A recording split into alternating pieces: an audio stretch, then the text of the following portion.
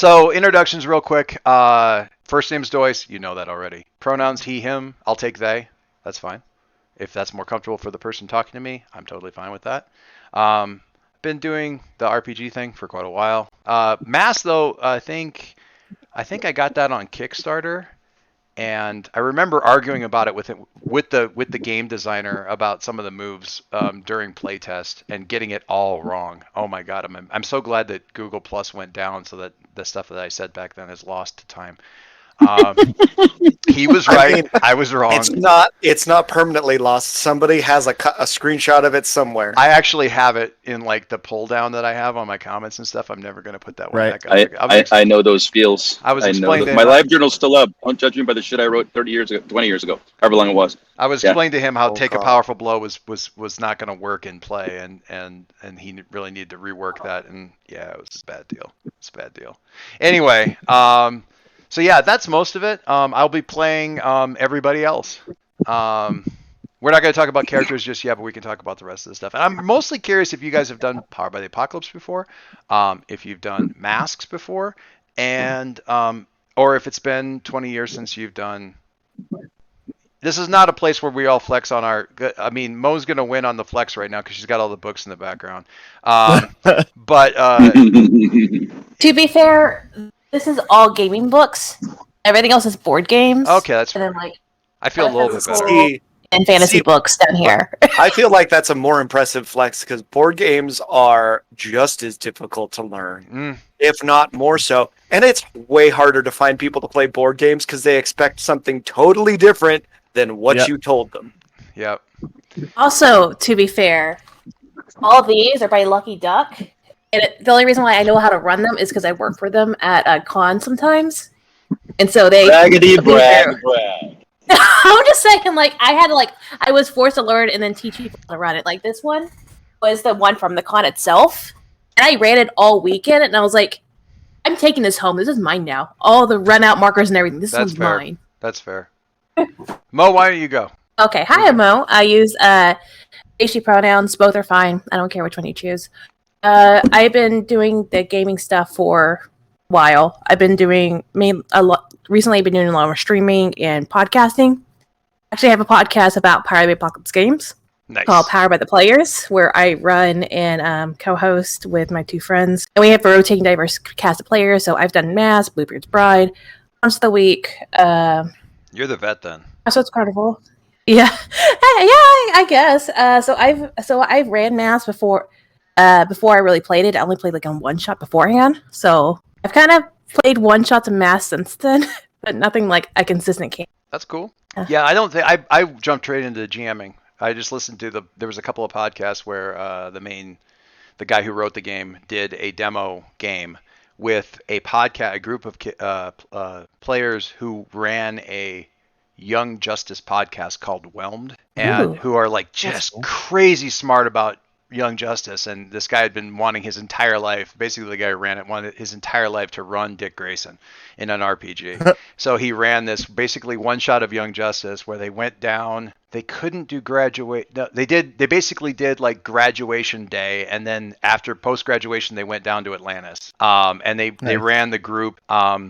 He used the Beacon playbook to run to do Kid Flash. And I was like, you specifically said in the game, don't use the Beacon to run a speedster. And then you did exactly that. So I don't have to listen to one goddamn thing that you ever say, like ever. He doesn't make up the rules. And it totally worked. It totally worked. So, but yeah, that was my like, okay, I've seen the guy like now do the intros and everything like that. I'm ready to go. I was not, but it was still a good time. I don't know who wants to go next. Actually, no, we'll do popcorn initiatives. Mo, who do you want to go next? These titles. iGleek. I don't know your name. So. You actually pronounced that right. Everybody else that says my name is they're like IG Leak. Igliac? Yeah. Yeah, or Igloo. That one was fun. But yeah, it's iGleek. There's a whole story behind that username. I will tell it if you want. But my name is Andrew.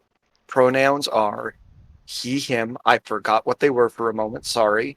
But yeah, I've never played Powered by the Apocalypse or anything like this. I'm super stoked. I'm really excited to learn this. So, Cool. You got to pick somebody. Frank? Yeah, yep. Stand by. Stand by. Let me get back into this window. Can you hear me if I'm not in the window? Yeah. Yeah. Yep. Okay, cool. Cool. Yeah, I'm hanging out outside the donut place while we wait for our phone in order to be ready. So, still haven't figured out the camera. I'll get that going Do you eventually. want us to wait and have Sean go first so that you can pick No, your order? literally, this is perfect. I've got a 10-minute window before the order is ready. If you don't mind just hearing me instead of seeing me, I hate to deprive you of this vision. It's perfectly But fine. You've got a good radio voice, so I think it'll work. thank you. I'm admiring your SM7B there. Is that what I'm seeing? That is Yeah. exactly what you're saying. Yep. So, yeah. Hi, I'm Frank. I'm a Scorpio from Orange, California. We're not flexing. Okay, I won't tell you that I've been playing D&D since '79. It's not continuous though. It's not I took a huge break after Right. second edition. Tiny bit of 3.5 ish around there. Completely skipped 4. That said, in the early days, it was sort of a mix of D&D and Traveler. Early days for me is like 79, 80 to 83 or 4, right, sort of in there. Lots of LARPing from the early days of LARPing in various genres, both cooperative and antagonistic. In the 90s, most of my tabletop was GURPS. I didn't run as much as I was in my buddies. You've heard of GURPS Light? We played GURPS Heavy, which he called Staffug was the name for his variant. Staffug being some all effed up game. But Wow. he really, yeah. It was fun though because he knew most of the stuff in his head. So when he was rolling to see if we got dysentery or whatever, it wasn't taking away from our experience. It was just helping him. And some of the greatest memories I've got of gaming and just are around that table. But anyway, I can anecdotalize about that later. But I've run a little bit of stuff, a couple of con games here and there that I wrote, mostly to poke fun at tropes. My favorite one of that was called literally Great. "This Game Is on Rails." I have not played Masks yet. I have not Cool. played Powered by the Apocalypse game yet. I'm really looking forward to it. Honestly think that Doyce and I are brothers from another mother, just from everything that I realize that you guys probably don't know me as well because I just don't post as much. But Doyce is one of the first people I really resonated with on the Tickety Talkies, and one of the first awesome people to follow me back, which I needed that ego stroke on that day, so that was awesome. So There you go. really looking forward to this, and confident that this is going to be a lot of fun. And if it isn't, we'll make it. No pressure. Absolutely. Yeah. Sean, bring us home. All right. Yeah, my name's Sean. He, him pronouns. On TikTok as High Gain Sad. That's a story as well. I cut my teeth in D&D in the early 2000s. I was in 5th grade. On this weird. I first DM I had was this old school guy, and he ran this weird bastardization between 2nd and 3rd somewhere, where it still used the 3rd edition skills, but Thaco was still a thing for some reason. He decided to keep the worst part of 2nd edition, and it's so yeah. Wow. Once I actually figured out how to run games on my own, I ran 3.5 for a really long time with my group. I played Mutants and Masterminds. That was my first foray outside of D20 and into superheroes. When that DC Adventures book that they released came out, we did a DC game with Justice Society, Fun. which was fun. And then I played a lot of generic systems. I played GURPS. I'm a big fan of Savage Worlds. That's kind of my go-to generic at this point. We've done Star Wars, done a couple things. Never gotten to play Powered by the Apocalypse, which I'm really excited about because the more I look at it, the more I'm this is the thing. It does the parts of role-playing games that I've been missing, which is the social parts. Because like I said, my group isn't really big on the social side of it, and that's my favorite part of role-playing. So I'm excited to try it out, and I'm excited for a superhero game. So Cool. yeah. Improv GM likes to say that just the social stuff about it is he's got some. I don't want to go down that rabbit hole. There's a lot of good stuff there, but yeah, it's going to be interesting to see how that works, just in terms of how the game works. I don't know if Mo feels the same way, but I love when somebody's like, I've never played this kind of game before. I played it like, ooh, I get so excited. Yeah, whenever they're like, oh, I never played Bobby the Box, I'm like, they're trying new Sweet. things. Yeah, Yay! There was actually the thing that Improv GM said that that Michael had said that I'm gonna echo is Powered by the Apocalypse. When I first encountered it, was like, oh, somebody wrote a game for how I run a game. Right. Like all the rules work the way my brain works. I think the first thing I ever ran was like Dungeon World, and I ran it as a one-on-one with my daughter, and just the way any one of the scenes worked, it just everything clicked. The dice happened in the right places. And that was oof, yeah. And then Mask happened, and well, yeah. I'll pretty much run any of them, but there's some and there's iterations. There's rules versions out there that aren't great because the person who did it didn't really necessarily understand what the game was for. Right. But the deal with this game, with any of the Powered by the Apocalypse games, and I said it last night when I was doing a video, is that like the killer app for Powered by the Apocalypse is genre emulation. This one's all about that. It's not. People talk about it as a teen supers game. It's really more about like a supers game where it doesn't have to be teens. The social emotional disasters of the CW superhero shows, or like the Netflix Jessica Jones or Luke Cage, can absolutely do this kind of game. Because what it boils down to is somebody who hasn't entirely nailed down who they are and is really, really listening or being influenced by other people. You see it in like a Jessica Jones scene. It doesn't matter who she's talking to. She'll talk to somebody and they'll say, no, I think you are a hero. I think you're totally like, you leap in there and you do stuff and you protect people, and even if it hurts. And then you see her either go, fuck you, and walk away and just like do the exact opposite, but it's because of what they said. Or you'll see her do exactly what they said and lean into it for the rest of the episode. And that's Masks in a nutshell, is that reaction to other people around you and figuring out who you are and figuring out who you tune out finally because they're just toxic, or who you listen to especially, and stuff like that. Mm-hmm. So that's going to be a cool thing. It's going to be a cool thing. I love that. I love that. So we're going to talk a little bit about some stuff that isn't game stuff just initially, just so we can kind of nail down a few things before we get into the character generation and stuff like that. I'm going to talk about the mask setup. Most of you probably may or may not have looked at the Mask book. You might own it. I have an inkling that at least Sean owns it, because it's like, oh, I get to make a character. Let me make this. It's on order from Amazon. Yeah. Should be here. I'm glad I'm not the only one who did that. I have one. Yeah. I hope, I'm crossing my fingers for you. I hope it's the one that has the playbooks inside of it. There's two versions, and that's the one with the playbooks in it is the one that's currently in print. Gotcha. There's a cultural thing with Powered by the Apocalypse games where they don't put the playbooks in the book because Vincent didn't do it initially. And I hate that a little bit. It's the only thing I really don't like about the Powered by the Apocalypse, not as a game design, but just as sort of a cultural thing, because I think about 100 years from now and somebody unearthing a rule book and going, this is an interesting thing we'd like to learn, and you can't play the game because it doesn't have the playbooks, and the playbooks are the heart of the game, and they're not in the fucking book. And Mask doesn't have them in there. They talk about them, they give you GM advice about them, but they don't actually present them. And enough people complained about it that they were like, fine, we'll do a version with the playbooks in it.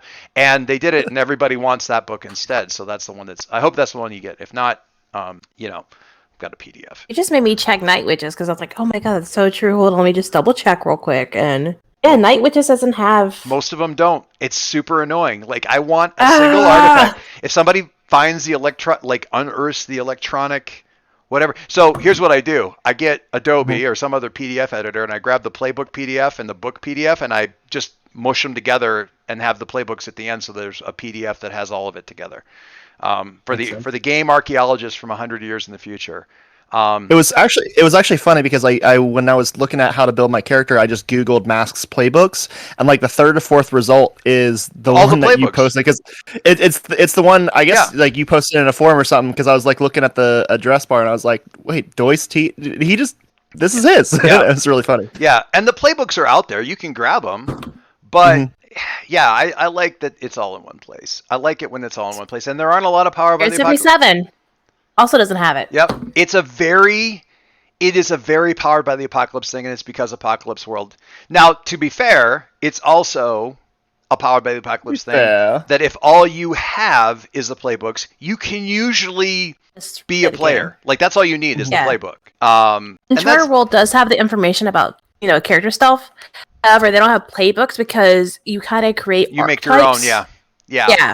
Yeah. And that's true for some of them, but yeah, I'm doing a Hearts of Wulin. Doesn't have them. Zombie World does, but that's because it's decks of cards. The original Monster Hearts has it.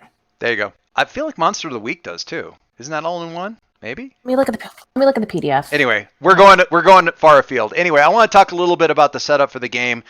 Just so that if you guys don't have the books yet, I want to talk about the general assumed setting.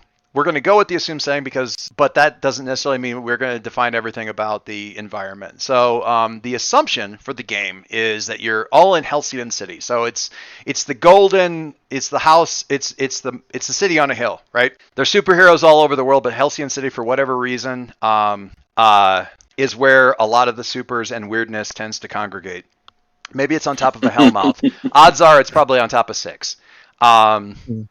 I've got a place on the east coast of the U.S. where I put it. Depending on how close you are to North Carolina, the more this is going to annoy you. Where I put it, but there isn't a city there, so I put one in. There's a few key things about Halcyon City that I just want to talk about that are kind of key to masks. There's been 3 full generations of superheroes before the people that we're playing. Okay, if you want to nail it down, it's sort of like there's the Bronze generation, that's sort of the Gen X generation. Not as numerous, not as well known, still not allowed a lot of power because the Silver generation of boomers are still the ones that are sort of like calling all the shots. And then you've got the Golden generation from the old school, like the 20s, 30s. That Silver generation is the 40s into the 60s, and then you've got your Bronze generation, and then you've got the current generation. So that's part of it, is that there's a long sort of established history of supers and people establishing this is what a superhero is, and then you're banging your head into that. The city is pretty used to all kinds of insanity, so people will still give you a hard time for collateral damage, but it's also pretty good. The city's pretty good at bouncing back from collateral damage. We have you've got your shield equivalent in the organization of Aegis that sort of deals with superhero enforcement and stuff like that. So if you need a shield XP, we've got that. And aside from that, everything else is sort of wide open. So there's superheroes. There's probably the big superhero team that your Justice League equivalent. Maybe it's the Exemplars. Maybe it's Oversight. Can't call it Overwatch. Maybe it's the Halcyon. Maybe it's the Halcyon Heroes League or whatever, the HHL or something. So okay, this is completely off topic, but I have to bring this up. If their acronym is HHL, they're secretly the bad guys because that says hell. could be. I mean, that's how my brain's. I'm sorry, I had to Don't say spoil it. where's the brain. Well, Brain you've said it. Now it exists. could be. Could And be. that's canon. That's canon now because somebody said it out loud. I'm sorry, but also not really. I feel like we actually had a pretty good logo for those guys at one. Yeah, here we go. I love this thing. Look in the general chat here. Somebody we were using the HHL for one of the games, and somebody came up with this like 3D logo for the HHL. Yeah, that just looks like corporate overlords. Doesn't it? So But It reminds me of the Hive logo from Teen Titans. yeah, I mean, I didn't say it was. Oh. It wasn't meant to fill anybody with comfort. Okay, that's fair. I love how that goes together with the letters, but also you can totally see the little evil face in it. Like, yeah. yeah. The most damage I ever did to them as a group was the time when they got invited there for the Christmas party, like to the God. headquarters. And was it in Nakatomi Tower? I mean, it was this Oh, twin. God. It was this twin. There was this 2 towers thing going on, and they were so worried about not being able to like help each other out that one of them used an ability to. We're going to have this thing where they might spy on our comms, so we're going to do like a psychic link. I can totally do this. And the power that she was using always works. It always does what she wants. How well it works depends on the roll. She failed. So as they're on the elevator going up, she activates this thing. It activated, created a psychic link, and swapped their personalities into each other's bodies, and then the elevator doors opened. So God. It was so good. That sounds amazing. It was so good. It was the best. Oh my God. It was the best time. It was the best time. Anyway, sorry. That's a story for another campaign, so I'm kind of breaking a rule there. But I tell you what, I say this about Powered by the Apocalypse games, and I say it all the time. The best stuff in this game happens when people fuck up and roll a 6, or like roll the bad rolls. The bad rolls are where the magic happens every single time.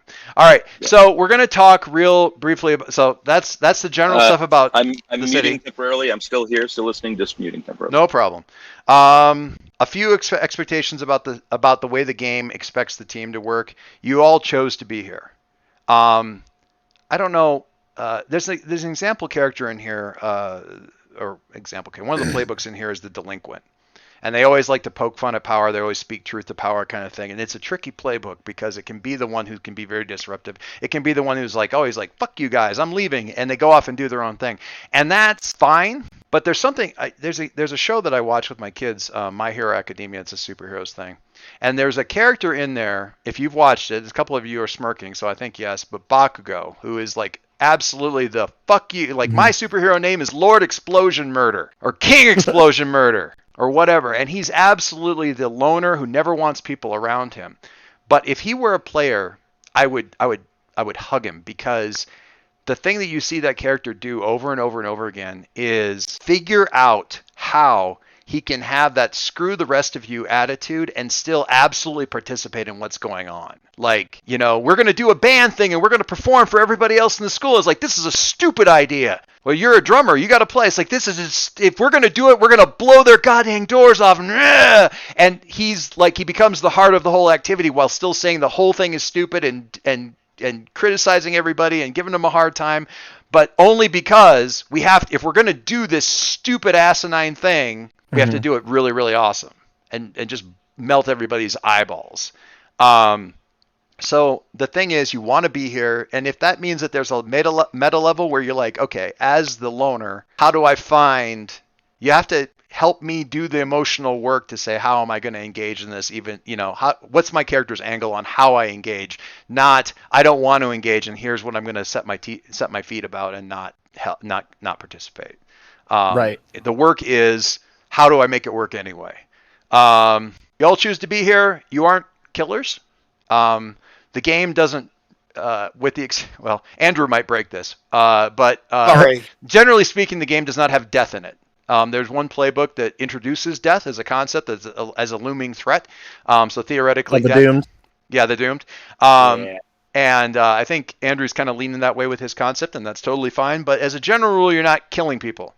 Right. You might beat holy hell out of them, but generally speaking, you don't kill people, and that means I'm not either. Occasionally I forget, and I'll have some bad guy come in and say, he kills everybody that's gathered for the mayor's. Oh wait, I can't do that. Everybody's really hospitalized, whatever. But that's they just get really big boo-boos. Yeah, everybody's in the ICU for a really, really long. I put people in comas for months, but that's fine. Okay. Yeah. You aren't illegal. You aren't openly hunted yet. People might be super suspicious. Oh, no. Well, you can get there. I mean, if that's the goal, but Aegis might be looking at you very, very squint-eyed for whatever reason, but you're not openly like the vigilante the cops are hunting down when things get started. And you aren't beloved yet because you're new. You might have 2,000 people following you on TikTok, but people aren't listing you as one of the big heroes of the city. Kind of a thing. You have your followers, you have your haters. You guys are all on TikTok. You know what that's like. It doesn't matter what video you post. Somebody is going to be like, well, Transcendent does that better. Like, whatever. Right? Oh. Yeah. So that's kind of where we are with all that stuff. Anybody have questions about that? Kind of setting that tone? No. The other thing I want to bring up, and I'm on where did I put it up? Oh, over on Roll20. one of the entries on the forum, if you scroll down, don't go into the game, but like scroll down the forum stuff. There's a thing on there on it's the name of the post is setting up lines and veils. And it's a link over to a Google Doc that I'm going to ask everybody to take a look at. Frank, you're accepted because I don't want you looking at stuff if you're driving. You can click on that and open it up in Google Sheets. And basically, it's a little spreadsheet of topics. And I'm just going to briefly explain this. I don't need any explanations on anything of this stuff. But lines and veils work like this. Oh, sorry. Real quick, where do I find it? Okay, so if you go to the sort of the front page of the game on Roll20, and scroll down a bit, like, so don't go into the game. If you're in the game, where are you at? Okay, I'm in the exit game. Yeah, there exit you go. game, exit game, and then click on the little link that takes you back to the sort of the front page of it. Cool? And then scroll down. I'll put. Got it. And there's like forum posts. Okay. You got it? Found you. Yes. Okay. I don't ever use this forums part. I got ever, you. So I'm like, what is this? The first game I ran on, the first mass game that I ran on here, like that was our forum space. We had something like 7,000 posts on there by the end of the game. It was crazy. And then somebody actually went through the effort of downloading it and moving it onto our real forum. So it's the back end of this game is, or the back end of this platform is a little bit painfully well known to me. So in any case, we've got the sheet open. Some of you are going to be familiar with this. Some of you won't. I'm just going to explain it real quick. The concept is lines and veils. A line is, I just don't want this in the game. Let's draw like a hard line. I'd like this not even to be discussed as a topic. I don't want it to show up. It might be discussed as a topic. I don't want it to show up. I don't want to have to experience it through my character. Okay? A veil is, we're going to have it, but we're going to kind of fade to black on it. We're going to refer to it. The example I use, one of the topics in here is, I think, harm to animals. And it came up in a fantasy game, like somebody put a veil around it. And it's basically like they're treating their horse incredibly badly. And it's the kind of thing that you find hugely objectionable. What do you do? We don't have to talk about what's actually happening. I don't need to go into the gory details, right? I just have to say, this is bad. And it's the kind of thing that you object to. And that's it. Sean asked, like, what's the Buffy rule? And that's easy. It's like, okay, well, the smooching starts and we fade to black. Or we fade in on them wrapping up the smooching. Or something. But we don't need to actually, again, gory details. It's like the CW rule. Like it's the CW rule, right? Yeah, right. Exactly. Okay. So if you have a checkbox, and ask first is just like, I don't necessarily have a problem with it, but if you're about to do this, could you just like give me a high sign so I can mentally prepare? Check that. I don't really care about lines or veils, but, just warn me ahead of time. So if you've got a line or a veil that you want to check, or a new topic that I don't touch on, write it in and check it. Add another column. I'm keeping it like sort of like within stuff. So I hugely appreciate that you actually took the time to keep it alphabetical. Okay, we don't have to get into the scalies. I will not show you my pet downstairs. I don't have a snake. Lizards. I have dogs. I like turtles. I have a bearded dragon that thinks it's an iguana. The thing is fucking enormous. She's like this. Biggest thing. I'll show you later. Anyway, I just don't like the legless ones. I like to we always talk as our pets in the house, like we do their part. Mm-hmm. She talks like the dispatcher from Monsters Inc. Wazowski, what are you doing? Hurry up and feed me, Wazowski. Love it. Where's my mealworms? Exactly. What were you gonna say, Andrew? My brain shut off just now when you said what's going on, and I was like, I don't remember what I was gonna say. Okay. I had a question. You had a thing about the lines and veils thing? Specifically about the spreadsheet, because I have not used a spreadsheet in 15 years. Okay. And I don't remember what the question was. Were you going to ask how I did the check boxes? That's the one. There you go. I'll have to show you later. It's a rabbit hole. It's you basically, if you look at the actual, like if you click on one of them, it's just true or false. The value in the field is just true or false, and then how it displays is, you can say it's like a formatting thing. Like you can display something like time or a decimal number or something like that. You display it as a checkbox, so it shows the true or false as a checkbox. Okay. It's just a stupid thing. I don't even know where I got this thing from. I stole it from somebody. Oh, I know. I took it from. It is part of the character keeper that gets used on most Gauntlet games. Which is an indie RPG sort of online play group. I stole my lines and fill sheet from Jamie, who runs a lot of Gauntlet games. So Yeah. So Gauntlet does this pretty much right out of the box. We have a lot of veils. We've veiled a lot of stuff. So let's not get into the gory details on most stuff. That's kind of how I feel about most things. Is like I don't, unless it's like absolutely necessary. I don't like the gory details necessarily, Which is because it totally always fine. just brings up something. Yeah, and that is totally fine. I found out after the fact that that elevator thing was really cool, right, with the stone thing going sideways. I found out that body swapping was a squick for somebody after the fact. He wrote it out. He rode through it, but I found out after the fact that he was that's not normally something that he was very, very thrilled about. Mega updates for use of the word squick. Thank you. That takes me back to like 2003. I love it. I had to explain that to my teenager. She's like, "What's a squick?" I'm like, "Can't you tell from the sound of the word?" She's like, "Okay, yeah." Anyway, all right. So that's most of the stuff. I just want to kind of keep this in mind, and I think we're fine with this. I look at the checkbox and go, "Whoa, you're checking all my stuff." No, I don't actually get into mind control is not really a thing. There's a move I use in mind control. If there's a mind control, somebody with like a mind control power, that let's just say it doesn't take away autonomy from anybody. It's still about choices. It's just a matter about how much your autonomy is going to hurt. That kind of stuff. Right. So in any case, all right. Hey, we're 45 minutes in. We might actually talk about the game now. We've been talking about the game the whole time. I know that this is true. It's been fun. All right. So the deal with masks is all about the playbooks. Don't think of them like character classes, but they're kind of like character classes. I talked a little bit about this before, and again on that same forum area, I kind of did a little summary thing in that same little forum area. I just put these posts up because they're easy to find. There's a thing on the playbooks that kind of quickly summarizes thematically what they're about. For those of you who haven't played Mask specifically, but Powered by the Apocalypse, you don't have to worry about how to build my dude who has Fire Blast, and how much damage it does and stuff like that. That isn't what it's about. Right. The power sets matter, narratively speaking. It definitely matters. I mean, I'm going to use the Bull as a really good example. The Bull is a character that's meant to solve problems simply. I'm still pretty flexible about this. Again, I'm remembering the fact that the guy who wrote the game took a speedster and says, "Yeah, be a beacon. It's fine." But there is, you got to kind of look at the thing and go, okay, but what works with the story that your character wants to tell? Bulls solve problems. They are a hammer, so everything looks like a nail. If you want your bull to be able to fly, it doesn't say flying on the character sheet, but I don't give a crap. Cannonball from the New Mutants back in the day was the perfect brick because I can't even turn.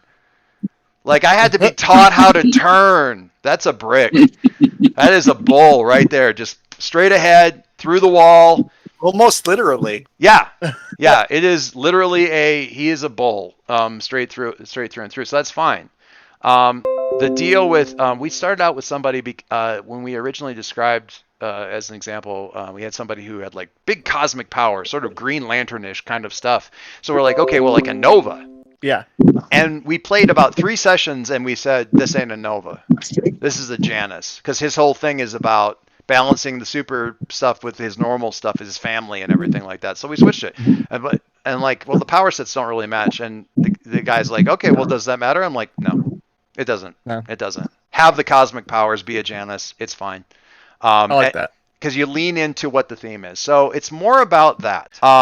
We're going to jump into the game here in just a second because I want to explain how the Roll20 stuff works, how this particular character sheet works in just a little bit. But kind of, if you want to keep this as a tab up or anything like that, I know Sean's already kind of, and again, there's a certain amount of niche protection in the game where nobody's playing the same playbook. So if somebody's laid dibs.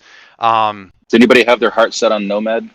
We're going to talk about Nomad here in a little bit because Nomad's tricky, and I'm right there with you. But you're going to need some backup on that because that is probably one of the most. I realized at 2:00 this morning that there was probably a reason that you didn't list it in the That was in the actually examples. that was actually an honest Uh, mistake on my part. But I was like, man, Nomad, nobody's done Nomad. And I went and looked at it. I was like, that is some advanced kung fu for masks, and we'll talk about that in a second. I mean, I forgot which concept that is. I mean, sure, I can play on easy mode if you want me to. If Star-Lord was a high schooler and less emotionally mature than Star-Lord. Okay, it's how, not how do you get possibly less emotionally mature Yes, than Star-Lord? Thank you, Sean. Where I appreciate threw a dart and hit my character was somewhere in the Venn overlap between Malcolm Reynolds and the Fourth Doctor. Yeah. Like, but obviously in the wow. body of a high schooler, obviously, but has seen some shit, but is here for. I'm sorry. You said we talk about this later, and I'm completely No, derailing still it now, do so it. No, sorry. go for it. Go for it. Yeah.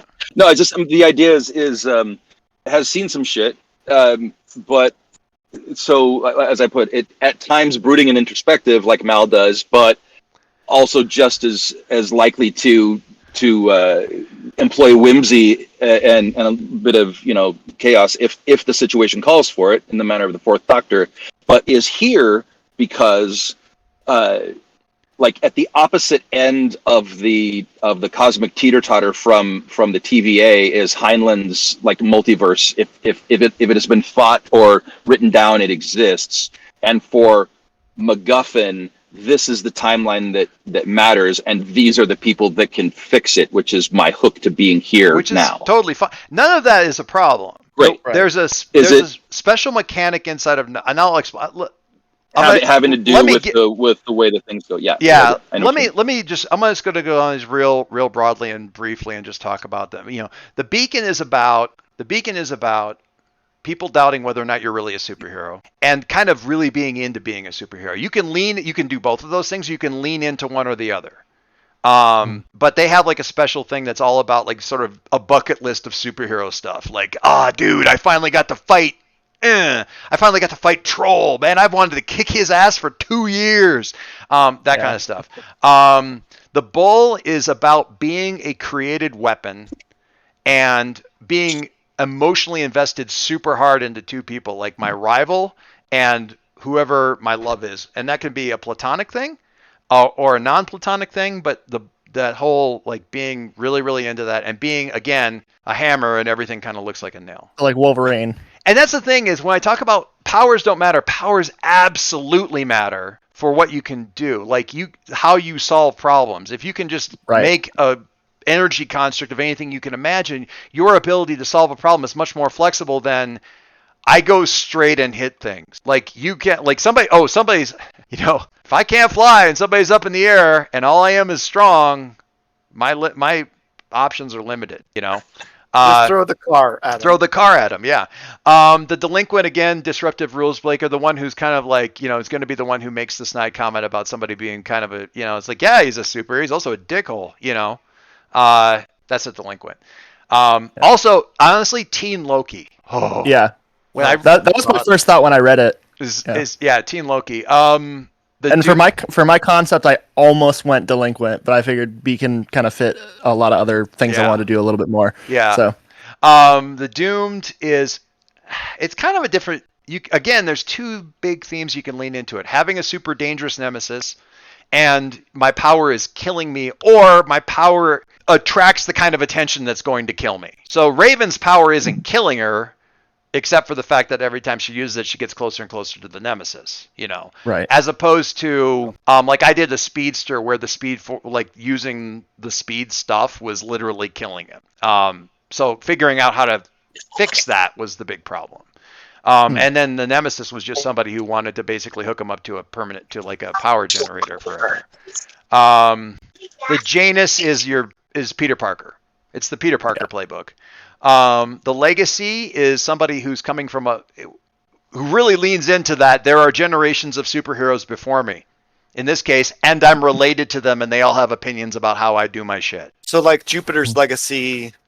I need to watch that. Man, I need to watch that. No, you don't. Watch the first episode to get the idea, and then you'll go, "Oh, this is This is Okay, that. I'm done. Yeah, I saw the costumes and I saw Josh Duhamel with that beard, and I was like, can't do it. yeah. That just Okay. looks cheesy as hell. So Honestly, you get the legacy feel from the trailer. yeah, that's what it is. Yeah. And I watched the first episode and I was like, this is a cool concept. God, they executed it poorly. Yeah, Mhm. I believe that. The Nova is all about. The Nova has some really interesting. Jean mechanics. Grey. Jean Grey. Sentry? Would you say Sentry? Maybe. Who's the example that I came up with for that one? Jean Grey. Yes.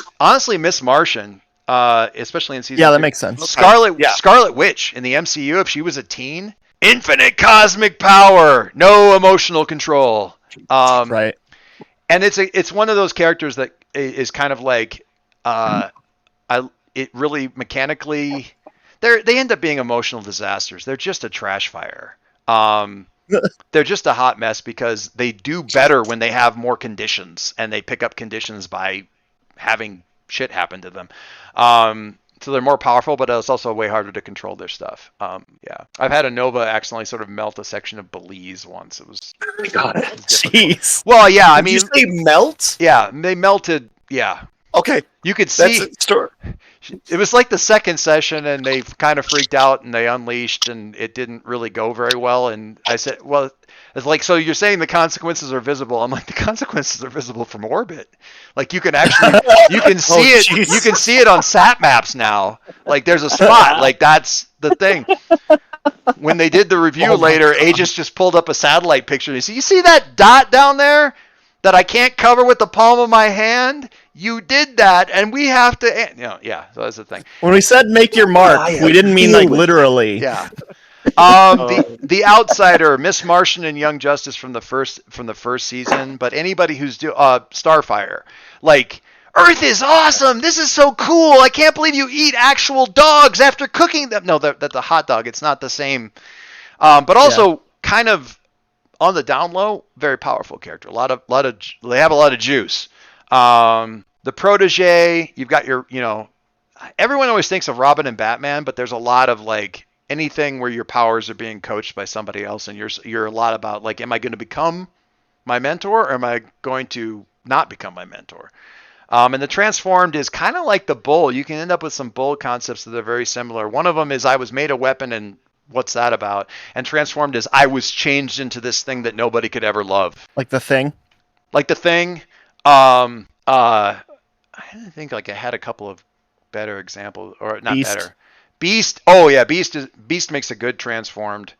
Beast, Nightcrawler. Love Nightcrawler. Metal. Favorite X-Man. Metal from Avengers Academy. That's the one who's like their skin is super hard, but it's also transparent, so all you see is their muscles and bones, so they look like a monster. That's Metal. Yeah. So yeah, that kind of a thing where it's just like, what am I? And Citizen Steel, I think, kind of from the Yeah. JSA comics. Yeah. I don't want to get into too much detail on these things. The Reformed is somebody who was a villain for a while. Like they probably had a villain mentor. They were a kid villain, and they decided not to be. So nobody really trusts them. But at the same time, you're not quite sure what the point of being a hero is. The Newborn is interesting. It's the, I am literally a brand new entity that's super smart but doesn't know how to people. And I'm going to pick up all of my cues from the people around me doing their stuff and finding, sort of building my personality based on that. Kind of like if Vision was a teenager at in Age of Ultron. Vision wasn't in your list of like examples, but like Wasn't Yeah. there like Vision thing. there was in Young Avengers there was like a young Vision. I can't remember his name. It was something Might have completely different. Yeah, but it was that kind of the idea that you're just building everything off of that. The Innocent is literally there was a whole X-Men storyline that was the innocent 1960s X-Men come to the future and they're looking at their current like modern day selves going, what the fuck happened to you? And that's kind of the Innocent. The Star is I'm really into being a famous superhero. So they're like an Instagram So Booster Gold. Booster Gold. Striker from Avengers. Stormfront. Yeah, Striker from Avengers Academy is totally into that. Like, what's my current like? How was that last? What was the rating on that last fight? Stargirl was kind of like that in the comics. Yeah, I think Yeah. so. I've read very little Stargirl. I just read I have one of my favorite runs was the JSA, the new. Yeah. It was like the JSA, the new academy, where they brought up all the new superheroes and were being trained by the older ones. Yeah. Which is kind of what we're doing here. So. Yeah. The Joined, I'm not going to talk about. It's a weird. Wonder Twin powers activate. Kind of, but not even really that. It's, codependency as a superpower. It's a really weird playbook. I don't know what they were doing with that. The Soldier is basically, I want to play Captain America, but as a teenager. Okay. Frank, I'm going to mute you for just a little until you're. Oh, sorry. It's yes. okay. There's a. You're picking up the me cleaning the carpet in the back of my wife's SUV. Sorry about that. Okay. All right. Soldier Harbinger is like a time travel, like somebody from the future is trying to come back and fix the past to fix their future. Impulse, honestly, in the Young Justice series in the second season is that kind of Iron thing. Lad from Young Avengers, Yeah. kind of. Yeah, for sure. Trunks from Dragon Ball Z. Yeah. Yeah. Yes. I'm so glad somebody made the Dragon Ball Z reference. That There made we me go. happy. I was like, wait a second, hold on. The brain is I made something horrible because I didn't understand the repercussions of my actions, so now I'm kind of making up for that. Like every Tony Stark arc ever. Yeah. Hank Pym when he made Ultron, or Fuck Tony Stark when he All made my homies Ultron. hate Tony. Yeah. All I can think of is Dexter from Dexter's Lab. I mean, if you want, sure. Like, because every episode he's like, I made this thing, and now everything's blowing up. Honestly, if you've been watching the Invincible animated series, So good. Robot, except if Robot Yeah. actually had any regret. Right. Yeah. That would be the brain. The Nomad, and this is, I want to talk about the Nomad. Well, actually, I'm going to go down to the Scion and come back. The Scion is basically, my parent is a supervillain. I'm their kid. I'm not their clone. I'm not the weapon I'm just their kid. And they're a dick. Like, so I'm going to. Ravager. So, War and Peace from Sky High. Yes! War and Hey, Peace. Yes! That's One that's of a the deep best names I love that. ever, too. War and Peace and from Sky High. One of the best names deep ever. cut. Yeah. Oh, yeah. I don't. Oh, Sky High never seen was Sky after High? my time. you have so, to. like, It's I was on like- Netflix. No, watch it. Like, it's amazing. No, It's- but it's funny though. It's funny because I actually just played Interstitial, where they use Sky High as the setting. It's, Okay. It's, So- Interstitial's a Kingdom Hearts game, so like you Yeah. basically like go to all the Disney like sort of That's like so awesome. worlds. Yeah. Yeah, so we That's use Sky High as one of our worlds. So That's the guy awesome. who plays War and Peace is the main dude in The Expanse. Yeah. He's in The Expanse. The girl with the plant powers in Sky High It's is Felicity, or not Felicity. No, the other chick from the- Flash. in the Flash, one of the scientists, the bio Killer scientist. Killer Frost, yeah. Killer Frost. Yep. But yeah, there's so many people in this show. It's so Kurt Russell is a freaking super strong Superman. superhero. Yeah, he's kind of Superman. I don't know. He's something. It's it's actually a pretty fun game. Pretty fun Okay, show. yeah.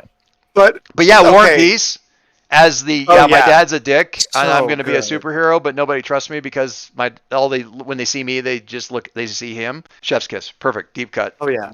The Nomad is really, really interesting. It's kind of, I don't want to say less mature, less like take Star-Lord and make him even more emotionally cut off. So, and the reason I mention this as sort of an advanced playbook is because it really deeply plays with one of the pinions of the game, which is the influence and how influence works for characters.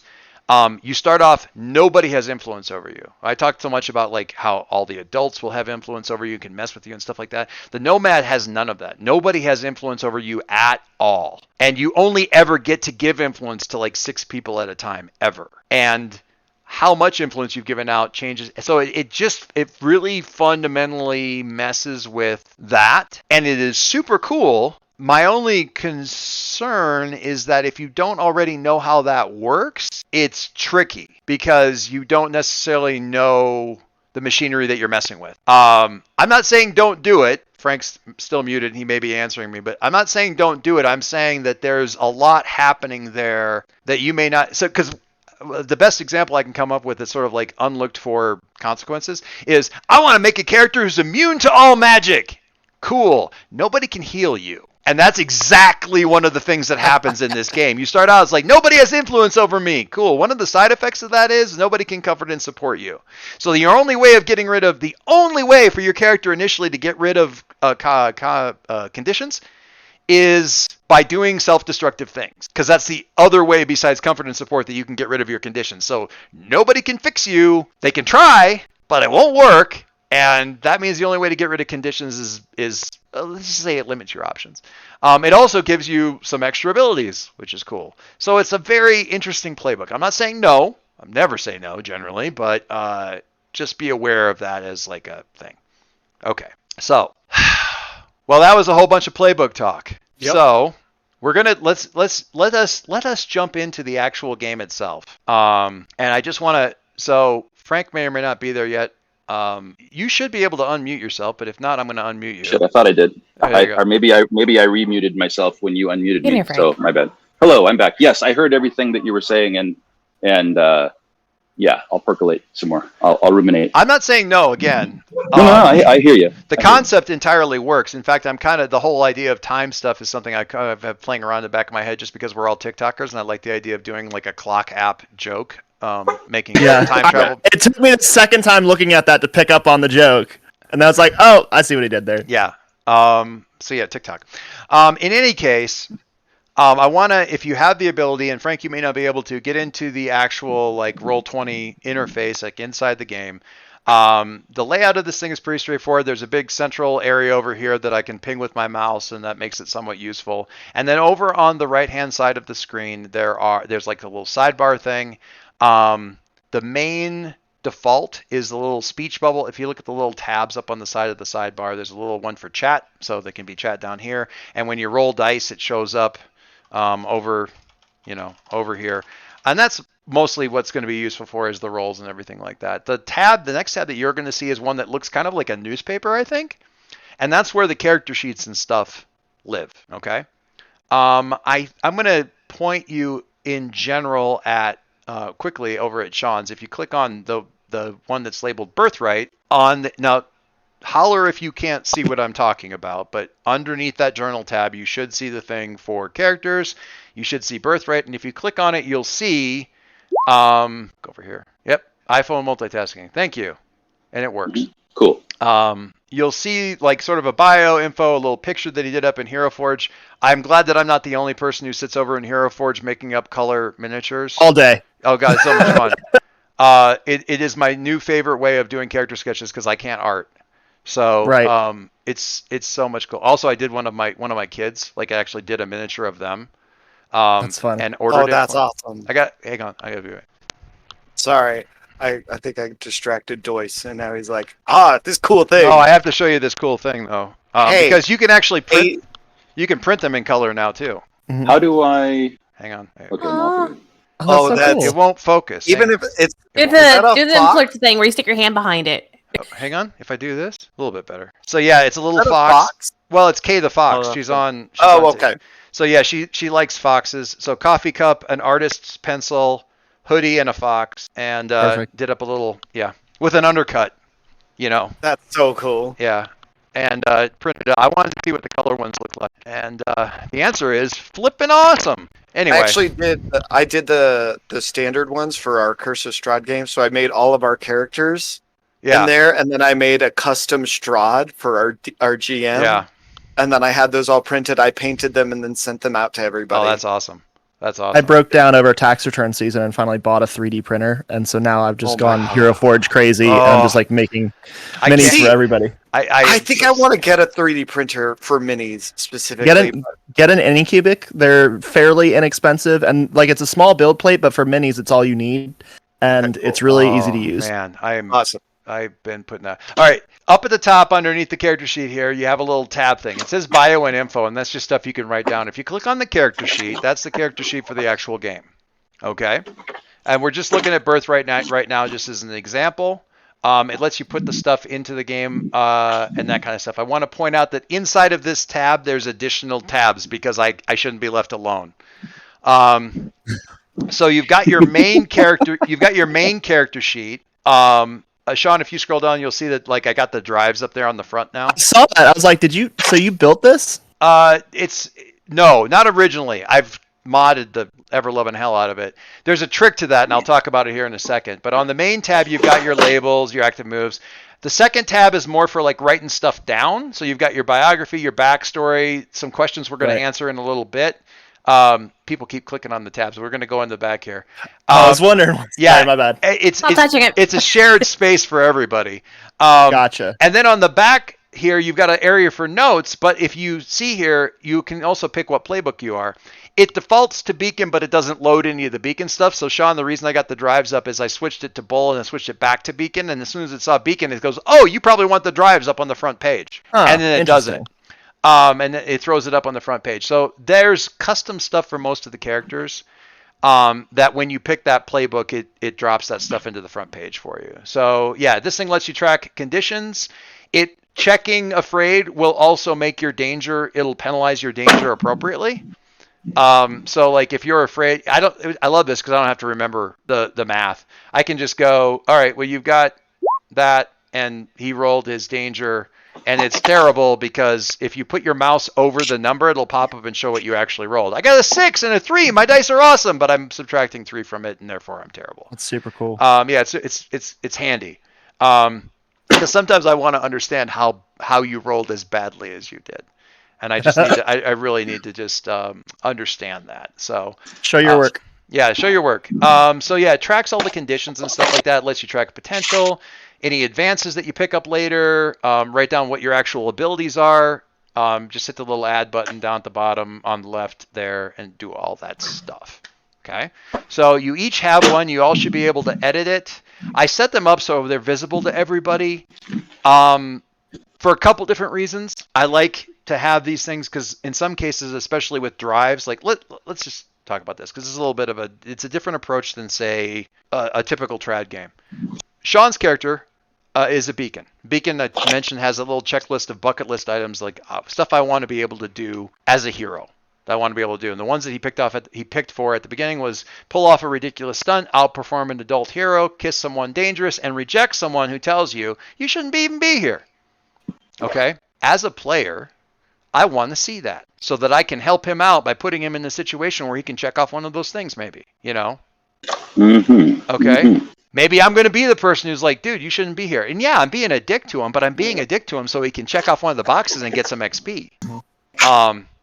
And we know that I'm only doing this to the character. Obviously, I'm not saying Sean shouldn't be here because that'd be awkward. That's a different conversation. But yeah, dude, what are you even doing here? Like, what are you? When are we having that one? Just because I'm ready for it. I am ready. I want to say it right now. I want to play this stupid game anyway. Screw you, man. All right. So Sorry. I make the character sheets visible because, like, if somebody's playing a bowl, I want to be reminded because my memory is shit. I want to be reminded who's your love, who's your rival, so that I can squeeze them or whatever. Everybody's going to have their thing. I need to remember who the Doom's nemesis is. I need to have now I can see all that stuff, but that's me. I may want to, the Doomed needs their nemesis showing up. That's part of the thing. Cool. I'm going to make that part of my backstory too, so that that increases the chance that nemesis shows up. They're not my nemesis. They're my uncle, my dad. Ooh, that'd be awkward. Your nemesis that's trying to kill you is my dad. Ooh. It's your dad? Sorry about that. Not my dad, but your dad. Yeah, exactly. Somebody else's dad. Somebody else's dad is also your nemesis. Yeah, that guy. That would be weird though, right?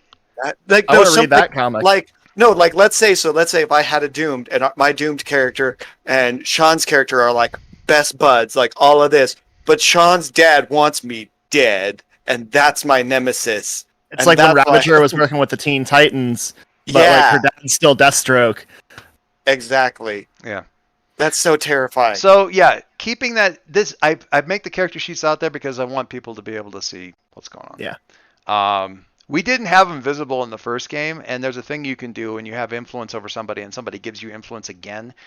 You don't get it twice. You have the ability. It's like, oh, I listen to you even more. Cool. At the end of the session, I get to move your labels, one up and one down. But we didn't show the character sheets to anybody. So you didn't know where their stats were at. You just said, I feel like your savior should go up and your mundane should go down, because based on the stuff I saw during the session. If somebody who has influence over you tries to shift your labels and they can't shift any farther, because they're as high as they can go or as low as you can go, you take a condition instead. And we frequently had that happen during the game where people would be like, I think your superior should go up. I'm like, okay. So they don't change, and instead I take guilty.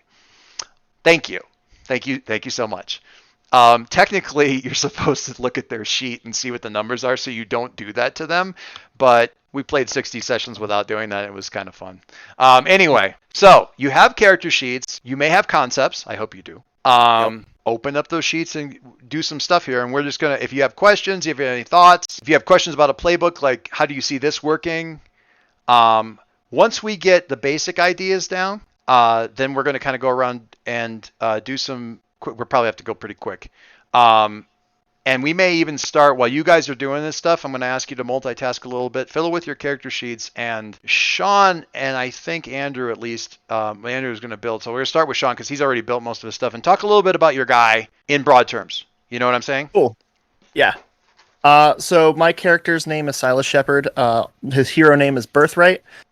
He's kind of new to this whole superhero thing. He doesn't really talk about like where he came from and like how he got started and why he's a superhero.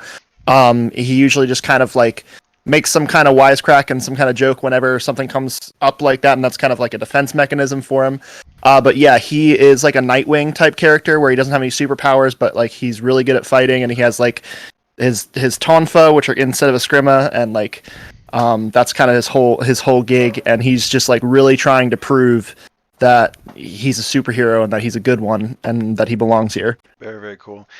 When you do this, and there's an abilities shot section on your character sheets, like if you have, it's the way it's written for the beacon, if you have superpowers, they're pretty minor or not noticeable. If you have skills, you carry the necessary equipment, choose to, and they've got like bows and trick arrows, swords. We don't have to do swords. We can do the tonfo. That's fine. Doesn't matter. Camouflage and stealth, martial arts, phasing, acrobatics.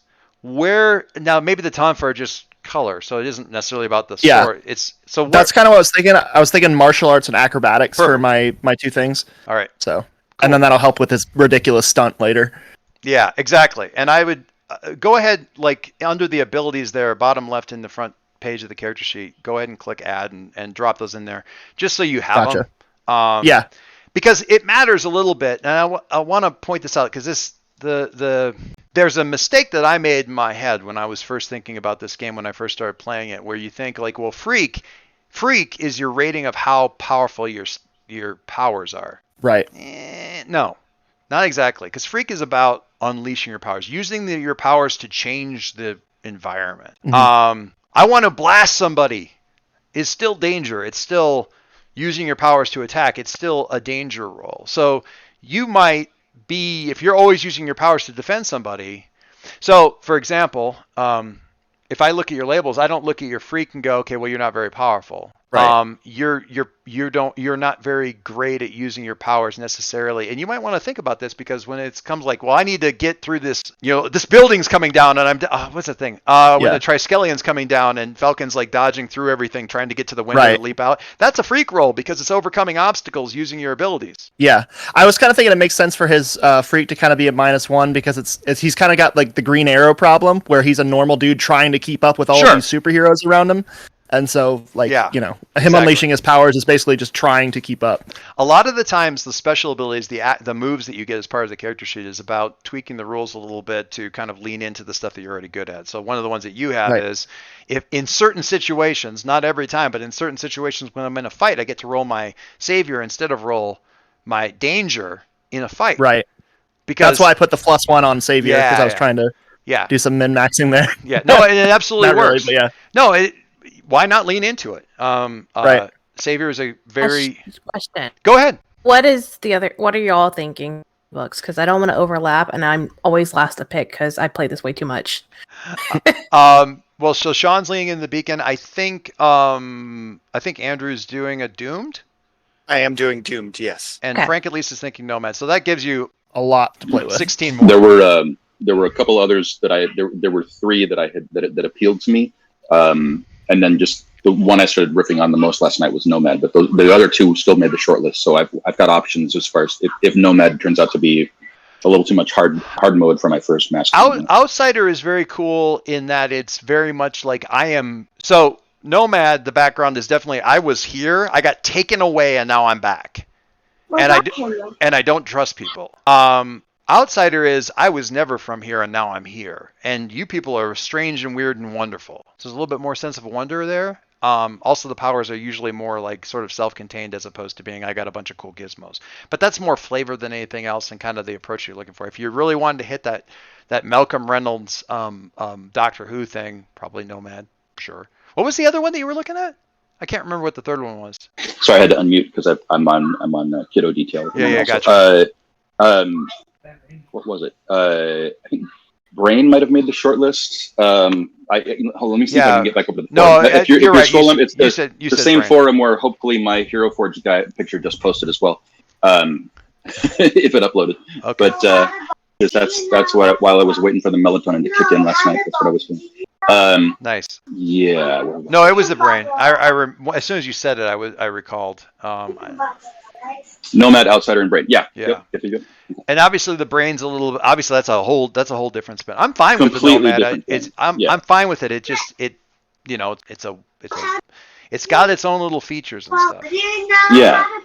It's Sorry. It looks like my Hero Forge. Now that I'm on the home Wi-Fi, I'll try to post this pic again. Oh, it's still loading. Or you can throw it, or you can put it up in the general chat in Discord. Oh yeah. That works too. Okay. Cool. Sometimes uploading to Roll20 is. PETA. Yeah. Very much so. Andrew, why don't you talk about your person a little bit? Okay. So my character's name is Caleb. He is basically his powers manifested in the womb and ended up absorbing the life out of his mother as he was being born. Ooh. That's metal. Went through life not knowing it was him. His dad did know. Still was like that. Did not have the trope of like, oh, my dad hates me because it killed my mom. He was like, nope, not your fault. You were literally in the womb. Nothing you could have done. Don't worry about it. I still love you. I'll take care of you. Fast forward, he grows up not knowing about any of this. Has a few incidents in his life where it kind of hints to that, like some very weird things where his friend breaks an arm, he touches his friend to help him out, and then all of a sudden it's transferred over. Like weird stuff. Now, his dad, they get into a car wreck at like really recently from when we would be like our characters would have like joined in on this. This is a very recent to this. His dad just died because he knew what his powers did and said, you're more hurt than I am. Nobody's going to come to save us. You need to take my essence to survive. And that's what he did to live, because his dad was basically, I'm not taking no, you're going to do this because that's what parents do. This poor kid. I mean, as a dad, though, that's exactly what you do for your kids. Yeah, like 100%. Yeah. Like, and he's very distraught, like, has this view of parents as like the ideal. Mm-hmm. Do I need to say what like his Doom like sanctuary and stuff is? Because I kind of have a cool idea for it. I think that's one of those things that it could come out and play and then make it for a big character. Yeah, moment. exactly. Let's you and I should talk about it for sure. And also, I want to make sure that I want to give us enough time to build stuff up. Yeah, of course. The other stuff, but that's essentially that's the Cliff Notes version. I think I like how big was the message I sent you, Joyce? It was long. It was long. It wasn't as long as. Trust me, it's not the longest one I've gotten. No, but I also was like, I don't really know what I'm doing, so I'm just writing. Yeah, it's totally cool. Generalizations. The only thing, and this is a entirely mechanical thing, there isn't exactly healing in the game. So the whole energy transfer. There are ways to help people.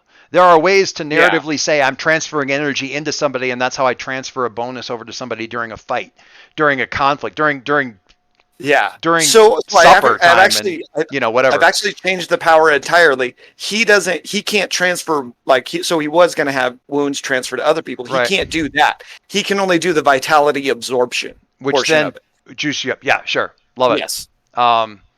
Yeah, we can absolutely work with that, and that's totally fine. You can absolutely do a healer in this game. Right now, if I was just going to say all the stats are locked in forever, Birthrate's going to be really good at that because it's totally a tank healer. I've got my savior, I can defend, and healing is comfort and support, and you're pretty good at it with a mundane of 2. So I'm going to work my very hardest to break all of that. Fantastic. Anyway, going from there. Frank talked a little bit about the concept that he had in mind, and I have got no beef there. Frank, I've currently got you muted just for sound stuff, but I don't want to freeze you out just because of short stack. So, when you're ready to unmute, go ahead and unmute. If it doesn't let you, say something in chat or something. Mo, what are you thinking? I can hear Frank. Oh, can you? Yeah. Did it just mute for me? I can too. Oh, I just muted it for me. So I'm terrible. I'm a monster. Kiddo wants to jump into the convo. So, I get it. I mean, most of my exes are my exes because they've heard everything I've had to say. Yeah. So, like, I get it. That's a familiar emotion for me. So, Keep in mind that you all can mute people apparently individually. So if you need to, because you can't hear stuff. Mo, why don't you talk about? Do you have an idea? You have a thought? Yeah, so I'm gonna go with Nova, just because I like Cool. Invisible Woman. Like, she's one of my favorite superheroes.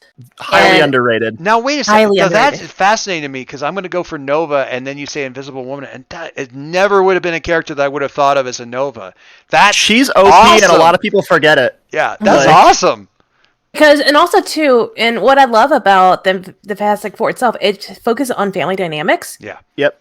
Because they were family first instead of superheroes, because they were always a family. So you'll see in the comic books how like they argue and fight, and she uses her emotions are pretty much what triggers her powers.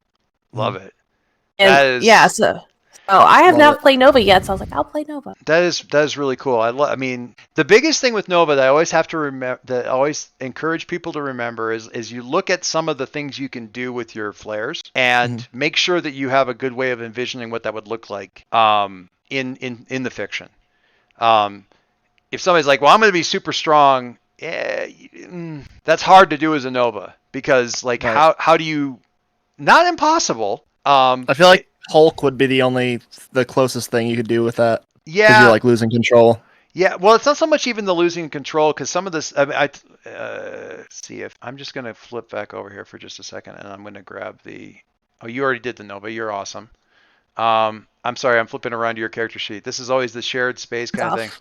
But when you look at the various flares that you can do, like the flares that you can do as a Nova, make sure that you have in your head like.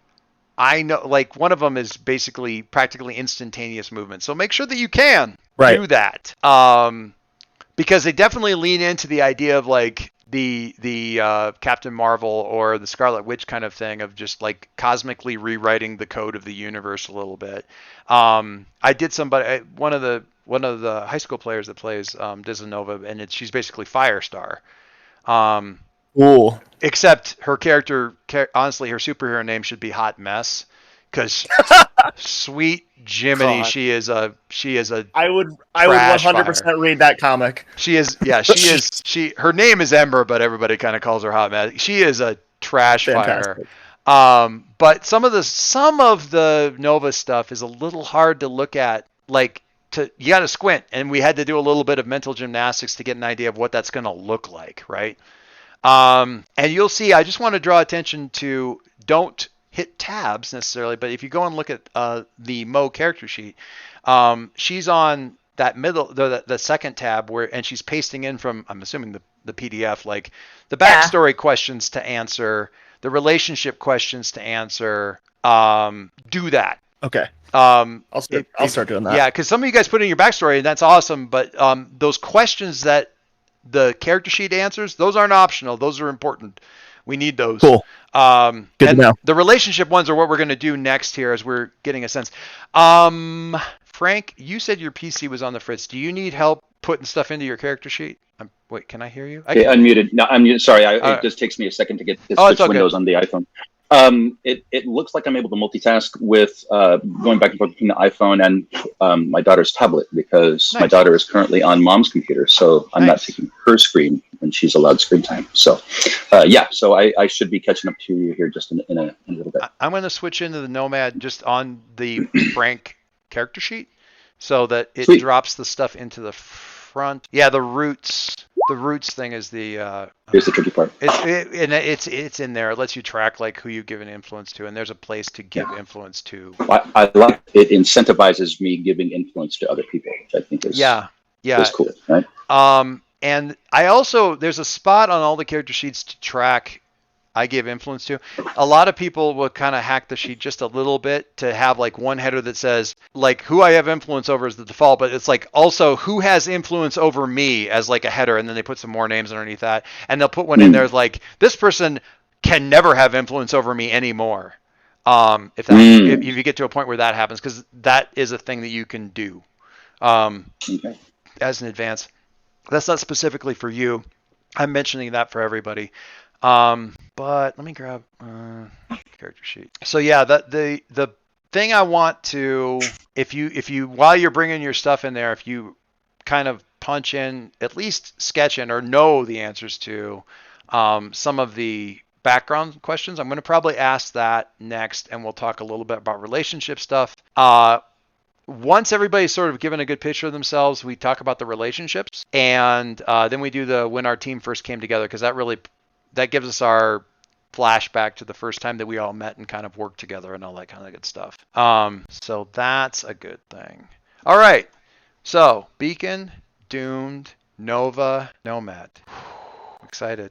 I'm super stoked for this. I have been like pestering Dosan messages like for like 2 weeks. I'm like, hey, are we doing the thing? I have been so excited about this. I am so stoked. Andrew has taught me, was the first person who taught me how bad the DM interface is on TikTok.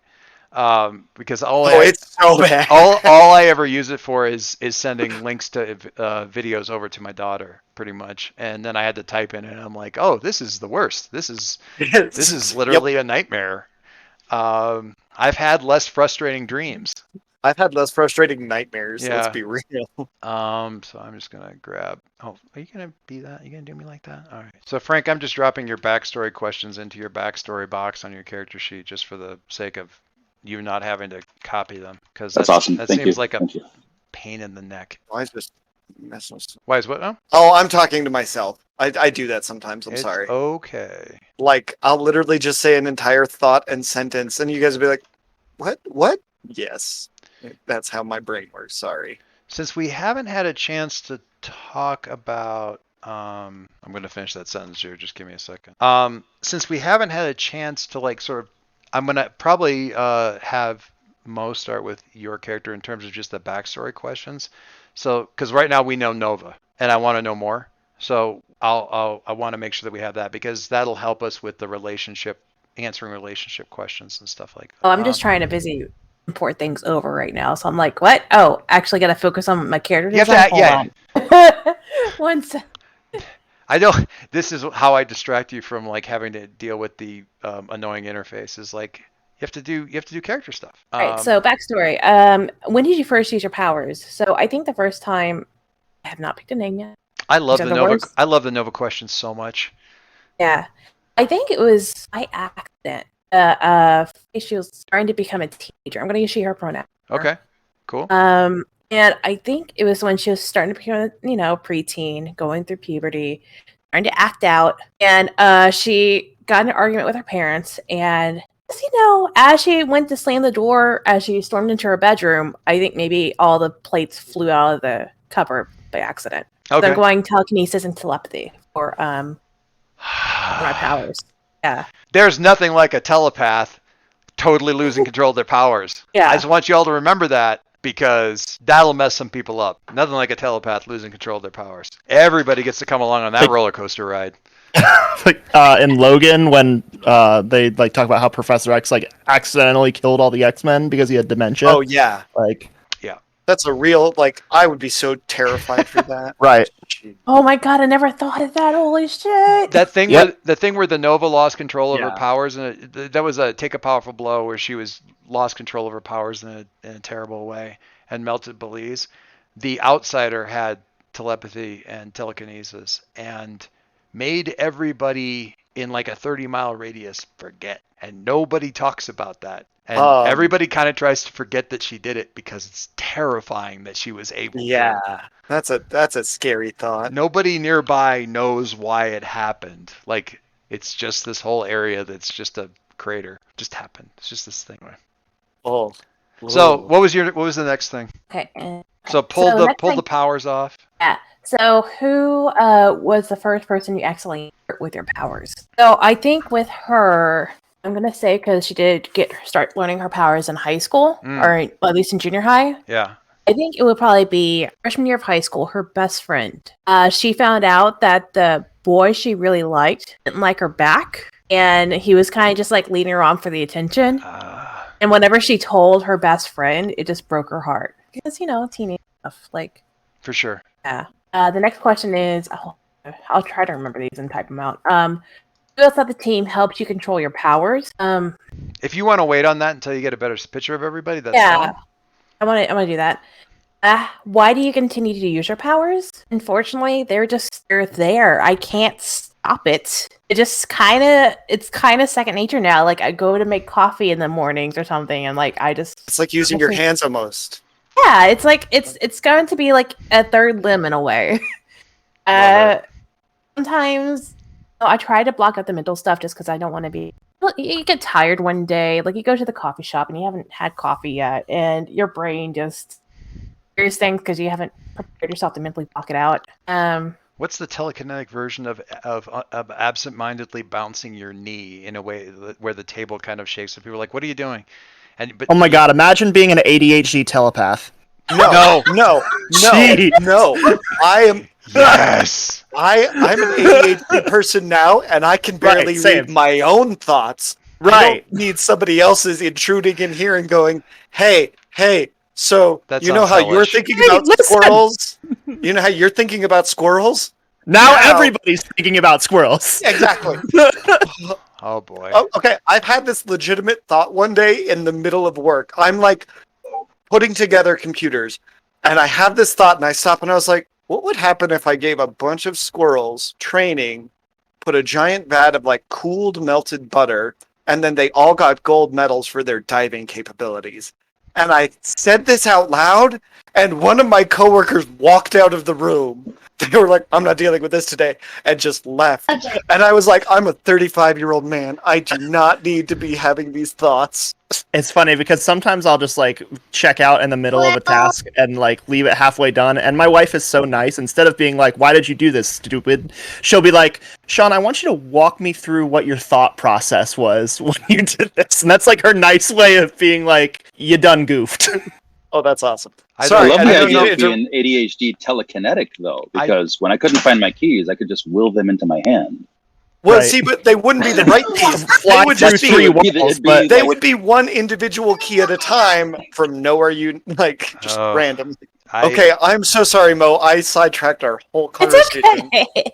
No, it's fantastic because like you're in the coffee shop and like you're focused the brain, and you're supposed to be masking, I guess, in public, and she's not. Where she just has her coffee cup stirring by itself while she's writing notes because she's forgot she's in public, those sort of things. Oh god, that's amazing. So good. I love it. that.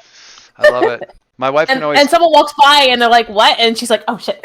Like, That's the idea of having that distraction. For whatever reason, I feel like I'm always the one who unloads the dishwasher, and usually it's in the morning Yeah. because we ran it overnight, and before I can put I have a thing. I don't like having stuff in the sink, so I can't put my breakfast stuff away until the dishwasher's. And she can always tell if I did it in the morning or if I did it at night, because in the morning everything's put away. And at night, everything's put away, and every one of the cupboard doors is still open because I finished it and left, and I'm out of spoons to close my God. doors. Like, and seriously, she's like, "So you put everything away, right?" I'm like, "Yeah." How did you? I turn around and it looks like a fucking poltergeist was in the kitchen. Anyway, what's the next question? What do you got? yeah. So my last question is, why do you care about the team? And I think it's just because they're giving me a focus and a goal to better myself than what I have. Because beforehand, I was just like this fluctuating mass of like thoughts and energy, just like all over the place. Like, so they were like reining me in a little Grounded. bit. Yeah, they're grounding me. Yeah. I like yeah. it. I like it a lot. Sean, I'm gonna have you do yours, but you can skip the third one if you want. Cool. Yeah. Nobody look at my sheet. There's a couple of things in my backstory that might come out during play and be like big character moments and part of some of my drives. But anyway, I started training as to be a vigilante when I was like 9 years old, kind of like a Robin Prodigy type character. There was a well-known vigilante named Red Wraith Nice. that kind of like trained me, and our relationship was kind of more professional than personal.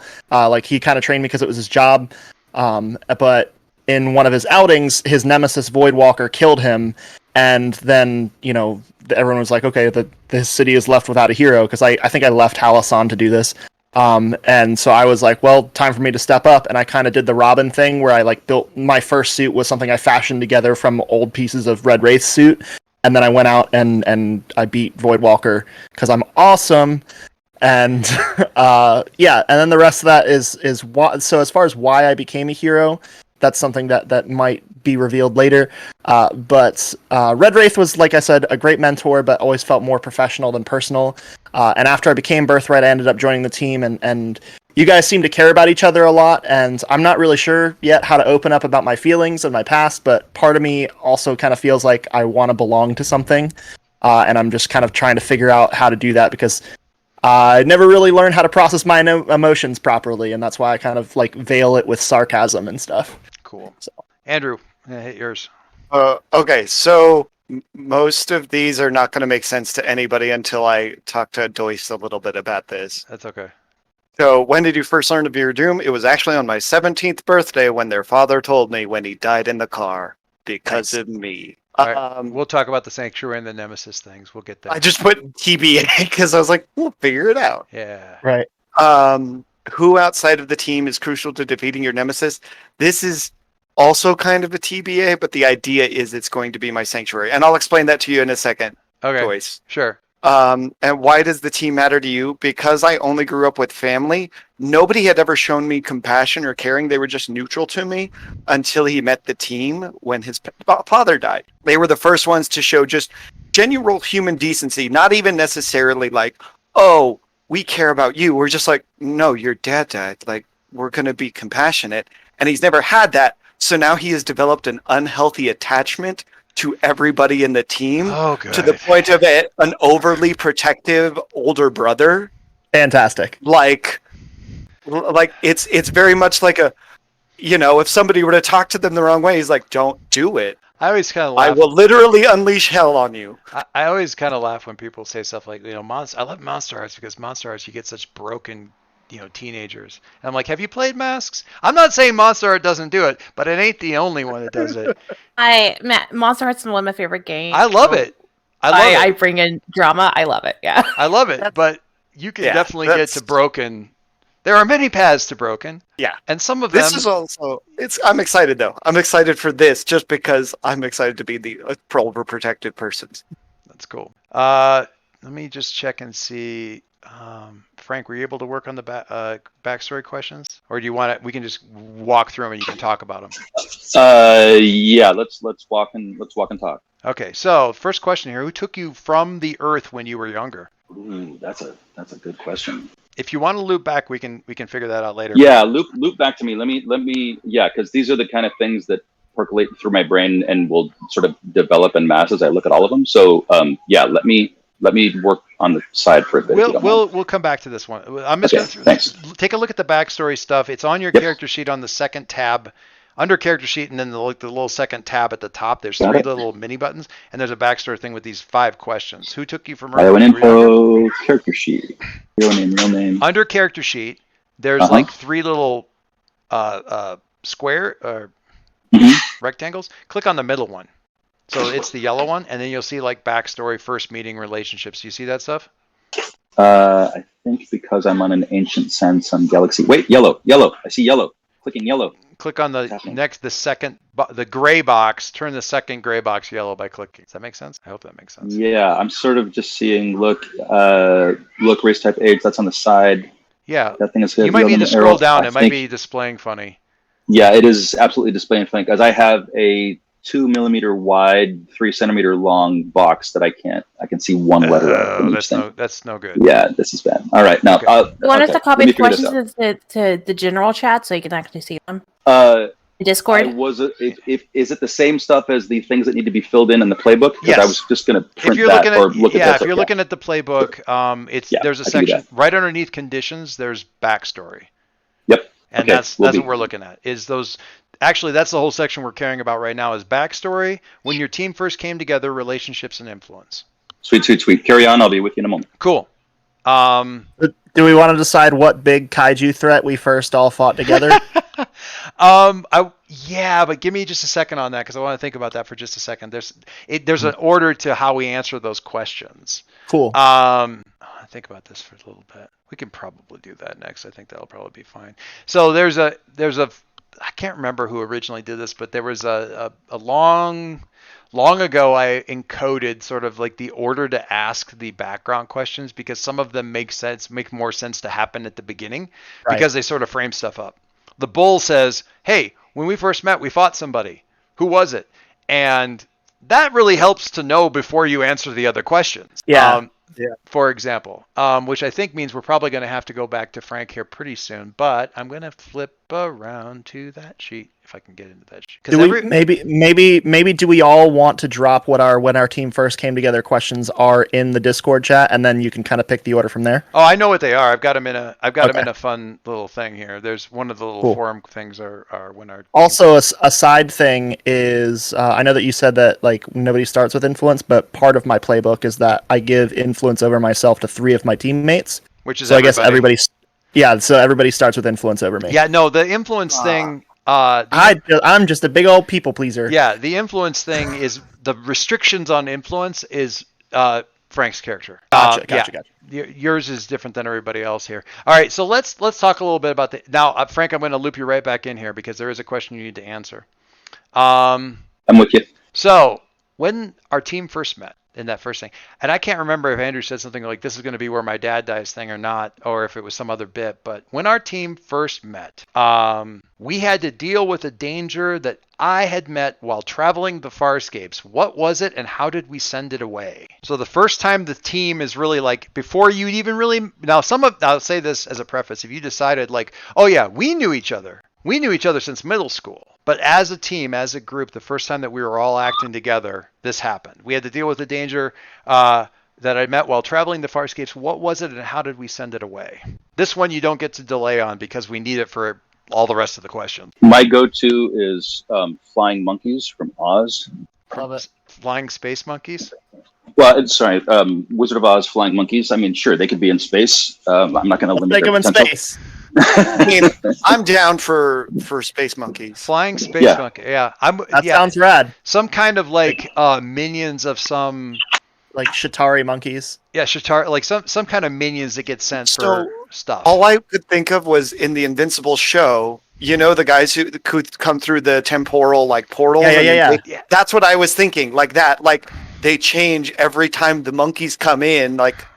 I was picturing a spaceship that was just a giant banana. Oh. No, it's actually a bunch of bananas. We're gonna dial that back just a notch. We're gonna dial back the Gonzo just to move that needle back to where it actually shows up on the meter somewhere. Okay, so space monkeys. Newborn, Nova. We destroyed our surroundings in the fight. Where was it? What did we destroy? I say we. We all know it was you. No, we destroyed our surroundings in the fight. That was mainly me. Where was it, and what did we destroy? I forgot where I wrote that. First meeting. Here we go. So just cause. Wait. You broke up, and I didn't hear the first thing you said. I think we're in the city. Oh, for sure, absolutely, yeah. Yeah. Break something important. Otherwise, what's the point? Right. I think we're in like go home. Oh, I got an idea. So we were in like one of the gold era parks where like had statues of like the gold era stuff. Yes. And we may have destroyed their statues. Yes. Freedom Girl or something like that. Like the original Freedom Girl, like there's actually a pose for this in Hero Forge where the person's like Yeah. We kind of wrecked the whole park. That's so good. I love it. It's a little bit. Wreck I'm with the whole- statues. I love it. I love it. Where? Oh wow, the beacon's all the way at the bottom. I love it. All right, so Doomed. We paid a high cost for victory. What was it? So I didn't know if this was supposed to be we as a group, or just my character as an individual. It says we. Okay, so we. Phil Coulson died. Well, so here's the thing. I actually was just going to be like, this is where he learned about. So he has two separate powers, of course, the vitality absorption, but he also has psychic constructs. This awakened because he had to kill his dad. All of these things happened. So this park has been devastated and now literally cannot be built on, or else psychic constructs form and tear it down or attack anybody who comes into this zone. So you've made it a no From the man's land. psychic. You've made it a no man's land. It's completely uninhabitable. This old golden era park that was dedicated to the original heroes. Now psychic constructs form themselves. Yeah. So it's only if they try to rebuild it. People can walk around and look at the destruction all they want, unless they try to. That's brutal, and I love it. Deep breath. Yeah. Yeah. You said this, and I was watching Mo's face, and she's just looking at the desk, going, "Oh." Just like your heroes. What about your heroes now? You can't even reconstruct the whole park. Like, sorry, I didn't mean to. Oh, but now Aegis may be doing a spin on this, saying it's the artifact of the invaders. You know, they don't want people to know that. Yeah, maybe nobody knows it was technically you, but you know. This is why me and the Nova don't combine powers anymore. I mean, never say never. You never cross the streams. Never. Beacon, we found signs that this incident was just the start of. This is one of my favorite reasons to have a beacon, because this thing is awesome. We found signs that this incident was just the start of something bigger. What were the signs? So kind of my thought is that they were attacking this park, which was, like you said, like dedicated to all of the original heroes or whatever. I feel like they were trying to do the Planet of the Apes thing and like replace all the statues with the ape statues, and like basically just like this was like the first wave of an invasion that was eventually they were gonna try and take over Earth, but now they're like, oh, Earth go hard, and so they need to, and so now they're kind of like it's ever. And so now was it a Dickie reference? Yep, that was absolutely a Dickie reference. Oh my god. The children just kicked our ass. What the hell? That's your god at work, bitch! We go hard on Earth! And so now they're kind of regrouping, but they're probably going to be back.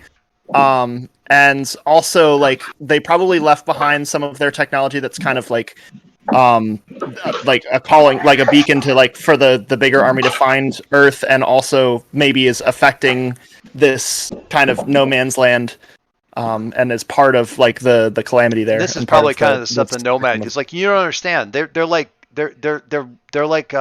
what do you guys have here? They're like Wolverines, okay? They don't just eat the food. They eat on it and then they pee on it. It's bad. They're going to be back here because they didn't get to finish eating the food and peeing on it. They're coming back. Yep. Yeah. That. Yeah. There's gonna be My brain is trying. What I love about this is like I can prep for masks all I want, like lay out character sheets. I don't know what the story's gonna be until this stuff starts happening. That. I'm like, and I was like, okay, all right. I wasn't expecting it to be a space thing and like some sort of weird colonization by virtue. I think of like so many MMOs are like, your mission is to go in and demoralize the enemy by tearing down all their banners and replacing it with your banners. They're literally doing that. Like, let's tear down their statues and replace it with monkey statues because that will demoralize them. Yeah. I mean, we'll tear down our own statues. Thank you. Yeah, exactly. Much. We can knock down our own shit. Look at that. You can't even rebuild it now. We can do it better than you. You can't even rebuild now. That was us, not you. That was us doing that. Don't be so proud about that. Maybe don't be so proud about that. All right. So we have just a few more things that we probably want to nail down here. I'm going to get back into the actual. I'm not in the game at the moment. Roll20. So there's just a few more things to answer for each one of the. Well, we got the background stuff for Frank, but we can worry about that. And we got to talk about the sanctuary and things. Does the Doomed's Sanctuary apply to all? It's hard to say doomed with an apostrophe S. Right. Does that character's Sanctuary, does that end up being where we all go for Sanctuary? Is that how that works? It depends on the Sanctuary. Okay. A little The bit. Sanctuary doesn't necessarily have to be a place. Yeah. From what I read in the book. Yeah. The Sanctuary that my podcast, my Doomed had, it was the bookstore that she worked at. It was a specific part of that bookstore. That That's was so her dope. spot. A specific thing Nice. of Good Omens, or is like that bookstore. That was cool. There was a I'll upload what we're thinking of it. There's a lot of stuff you can do with. Oh, I see Frank's character in here for the. That is awesome. That he uploaded into the general chat. That's super cool. Yeah, you can do a lot of different things, and if we don't have, if that doesn't provide a base, then we work our way around with other stuff. It all kind of that tends to sort itself out. We should talk a little bit about that, just so we have a general idea. I've seen lots of different stuff for like what the bases look like. Sometimes it looks like a proper base. One time it looked like an abandoned storage closet in a high school, where just like all the crappy furniture that nobody used anywhere else. Or it's the bank lockers that opens up and there's a whole staff room back there that nobody knows exists. It's like a TARDIS. You go in and it's like a whole thing. This was the superhero base for the last game that I ran. The one I just put in general chat. Dope. That's fantastic. Yeah, there's like two cars. That's such a teenager-like place to hang out. It was It's like a dorm. Looks like the single that they turned into the lounge because they had to put 12 freshmen in the lounge because they didn't have Exactly. enough housing. Yeah, Yeah. So but like the car seat that's been bolted on to the moving pallet, Mhm. and Yep. yeah, all that. Yeah, that was they called it the Fortress of Apathy, something like that. I can't remember. I'm gonna be honest. It looks my like God. so we played D&D when I was a kid in my best Right? friend's garage. This is what it reminded me of. I'm like, Yeah. oh. They were going for college dorm like common room. I The mean, they Fortress did of a good Struggle. job. Yeah. It's like So it wasn't quite the Fortress of The Apathy. Fortress It was of- something like The that. Fortress of The Ramen. bucket seat on the moving pallet looks kind of comfy though. Not gonna Right? lie. Push around the room really well. Right? Talk about your execu slide. Yeah. The And it was struggle base. Execu slide. The struggle. That's one of my favorite sniglets ever. Instead of struggle bus, it's a struggle base. That we might have to use that. Struggle base. We might have to use Oh, that. that's so good. I think the that was. struggle I think Sean just said that, but that's genius. Yeah. I love it. Yep. Amazing. Can So our struggle base be a struggle bus? Dude, like we just live in like a bus. Can we have a schoolie? And we We have roll a up school to bus. the Calamity event in a school bus. Literally built a yellow with black stripes school bus out of Lego. last week. Absolutely. So yes, we And all the already have windows the are, front. are covered with like aluminum foil and cardboard to keep the sun out because we're cheap. So love it. the question I was That's gonna ask, is like what sort of, I think I have the answer, but there's sort of premises that you can set up in terms of like what the group is like and what the background is, like whether this is like, are we gonna do it at a superhero high school, like Phoenix Academy, and everybody's just like most everybody is a superhero, or is it more like everybody's kind of on the down low and just kind of making do at like an inner city high school kind of thing, and everyone's just kind of, and it sounds like we're leaning more towards that other thing where we've got like just normal kids in the school and we're kind of staying on the down low as much as possible. I mean, Yeah. to me, it kind of feels like the school might be nice, but we're definitely the Breakfast Club. Yeah. I feel that. I Yeah. like that. Yeah, a little bit. I mean, I'm down for the school idea too. I kind of like that idea, but like, I don't like. Also, we would not be the ones who would be like, No. hey, you guys are the. We've like, got, I was gonna say, you got to have the superhero group in there that like their superhero team name is the honor roll that you get to hate because they're just the worst because they're the best, you know? So And then there's you It'll- guys. I I think it love would that. work well because And they always get credit for our shit. Oh yeah. Hey, this might only apply to Doyce. Did you ever read any of the Alfred Hitchcock mysteries with? It was kind of similar to the Hardy Boys, except there were like three little dudes, and they had their base in like a trailer park in the back of a junkyard, and they only could get to there with like secret tunnels and shit. I remember it. Does that ring a bell? It was ages. I'm just thinking. I'm thinking that our struggle bus like is like the dispatch yard for the school district is, you know, abuts the back of our high school. So our struggle bus doesn't actually go anywhere. It's the one that's been on blocks Yes. for a while. You know? It doesn't go anywhere on its own. Between me and the Nova, I'm pretty sure we could make it move. Yeah, well, sure. Is she just like, if we roll with a broken down school bus with no wheels that's just floating because of like the Nova's telepathic powers? As a general Or telepathic rule, powers? you really want her moving the bus because it's a cool floaty thing. When it's the Doom moving the bus, it's got legs and it's like, and it's coming at you like one of the. Baba Yaga.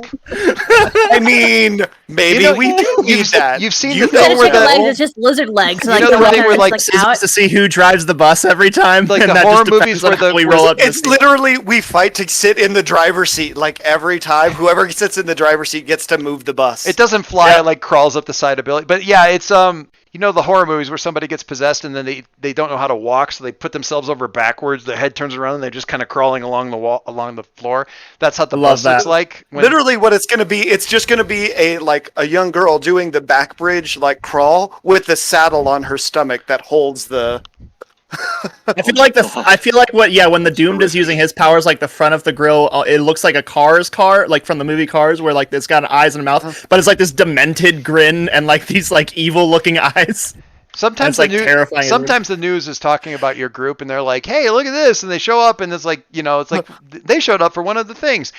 When you're driving, the news They clip don't. has no, they do it. They just have like the before we show this, we want to caution you. This footage of their arrival on the scene, you might want to have the children leave the room, and then it has like a trigger warning banner across it before it shows the yeah. bus. And everyone's like, "These are the good guys." Like, What have we I done? Look at us! We got a yellow bus. We're so happy. What have we done? It's the magic school bus, guys. We're the grown-up magic school bus kids. Oh my god! it's the Do not Eldritch call school me bus. Frizzle. The Eldritch- The Eldritch school bus.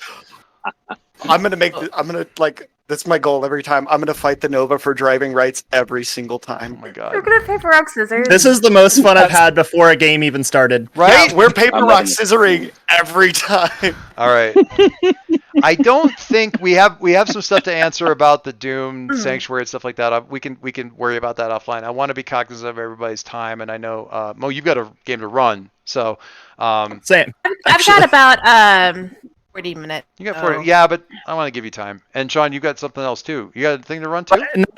Not for a couple hours, so Oh, okay. I'm good. All right. Okay.